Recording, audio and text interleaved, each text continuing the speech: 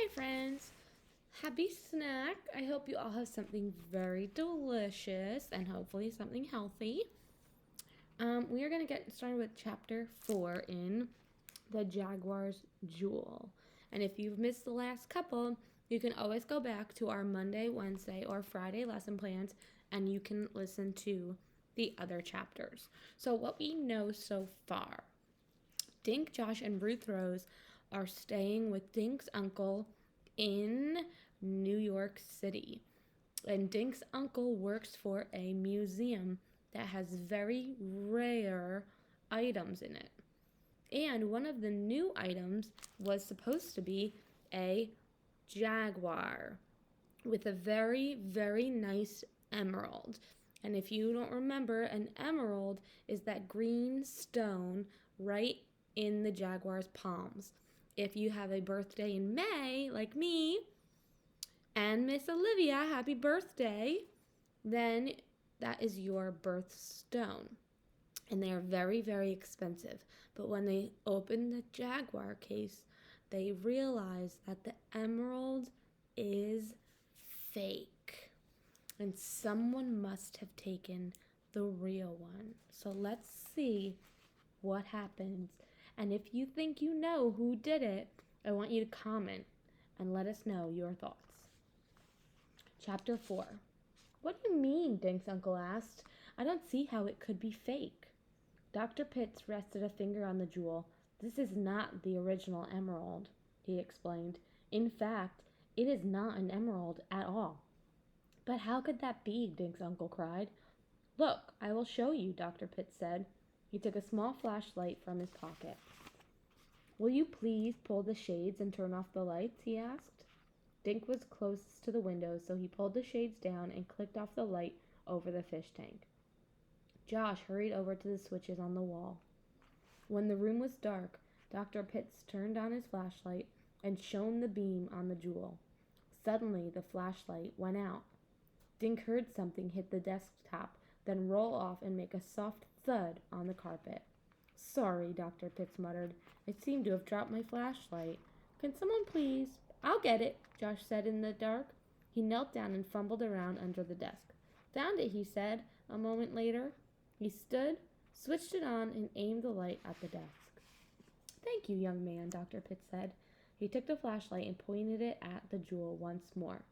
You see, if this were a real emerald, the light would penetrate, he explained. The light beam would go to the heart of the jewel. So if you think of the heart of the jewel, the heart of our body, to the middle of the jewel. He tapped a finger against the jewel, but this is just glass. Notice how the light bounces off the surface. The light does not enter the stone. He shone the light on his own face. Of course, that is just my opinion. You are welcome to get another, Mr. Duncan. I certainly will, Dink's uncle said. He walked over to the wall and switched on the lights. Dink blinked at the sudden brightness. His uncle looked very upset. But I simply can't understand how the real emerald could have been switched for a fake one, Dink's uncle continued. Are you absolutely sure? Dr. Pitts nodded. Unfortunately, yes, I am sure. Then the swap must have taken place before the crate arrived, Uncle Warren declared. Perhaps it happened in South America, when the jaguar was wrapped. Dr. Pitts shook his head. I'm sorry, but I was there for the packing. I assure you, when the jaguar was put into his crate, the emerald was real. Dink's uncle stared at the jaguar. I just don't see how it is possible, he repeated. Dr. Pitts shrugged. Of course, I will have to report this to the police, he said. If you want that second opinion... Doc's uncle hurried across the room and opened the door to James Pride's office. James, please call Empire Jewelry on Broadway. Ask Regina Wu to come immediately. Tell her it's urgent. While they waited, Dr. Pitts examined the lock on the office door, then wrote something on a small pad. Uncle Warren slumped in his chair and stared at the statue. The kid sat on the rug and waited. Dink wanted to say something to his uncle, but he looked too upset. Long minutes passed. Then a knock sounded at the door. Uncle Warren jumped up. He let in a tall woman wearing a black raincoat. "Warren, I came as fast as I could," she said. "The streets are a mess." They shook hands, and Dink's uncle explained about the jaguar's jewel. "Dr. Pitts claims it's a fake." "May I?" Using the jeweler's magnifying glass, Miss Wu examined the stone for a few minutes. Then she removed a small bottle from her pocket and squeezed a drop of liquid onto the jewel. When the liquid dried, she wiped the stone with a cloth. She shook her head. "He's right," she said. "This is a glass replica." Uncle Warren fell back into his chair. "I am simply dumbfounded.